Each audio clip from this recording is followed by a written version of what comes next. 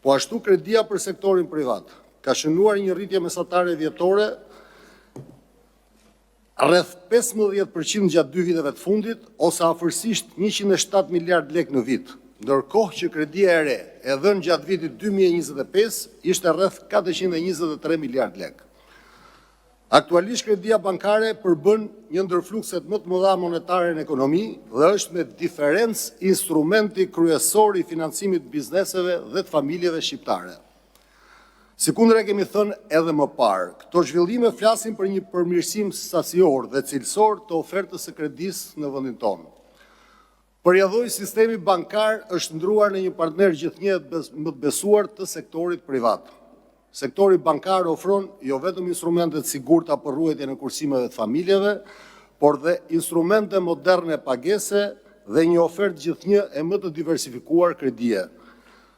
Ky progres pasqyron rezultatet e punës së Bankës së Shqipërisë në drejtim të ruajtjes së stabilitetit monetar dhe financiar të vendit, frytet e reformave të mëdha strukturore që kemi ndërmarrë gjatë viteve të fundit, si dhe rezultatet e punës së vetë industrisë bankare për rritjen e ndërmjetësimit financiar. Megjithatë, ecuria pozitive e kreditimit gjatë kësaj periudhe përmban në vetvete një ritëm të diferencuar rritje ndërmjet bizneseve të kategorizuara sipas madhësisë dhe sektorit ku ato operojnë.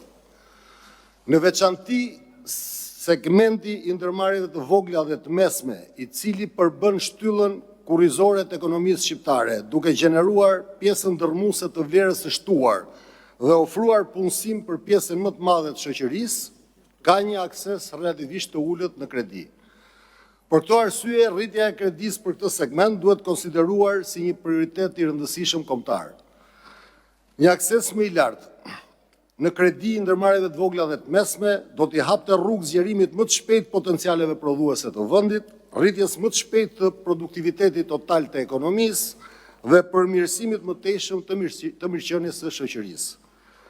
Në këtë kontekst, prej më shumë se një viti, Banka e Shqipërisë ka miratuar dhe ka vënë në zbatim një program financimi për biznesin e vogël dhe të mesëm, i cili synon reduktimin e kostove të kredisë për këtë segment esencial të ekonomisë shqiptare. Paralelisht, qeveria shqiptare ka miratuar një skem garancie sovrane me qëllim uljen e rrezikut kreditit për operatorët e sektorit bujqësor. Në gjykimin tonë, këto dy instrumente ofrojnë një piknisje të mirë për adresimin e këtij problemi. Progresi i bërë gjatë 2 viteve të fundit është padyshim një premisë inkurajuese.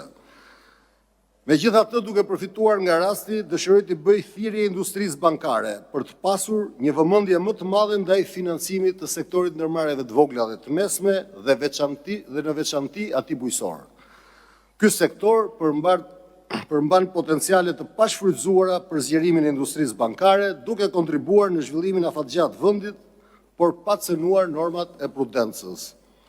Nga ana tjetër, gjithashtu dëshiroj të drejtohem dhe vetë bizneseve të vogla dhe të mesme, duke inkurajuar ato që t'i afrohen bankave dhe t'i konsiderojnë ato jo vetëm si një burim i qëndrueshëm dhe me kosto të ulët financimi, por edhe si një konsulent i vlefshëm financiar dhe partner i besueshëm zhvillimi.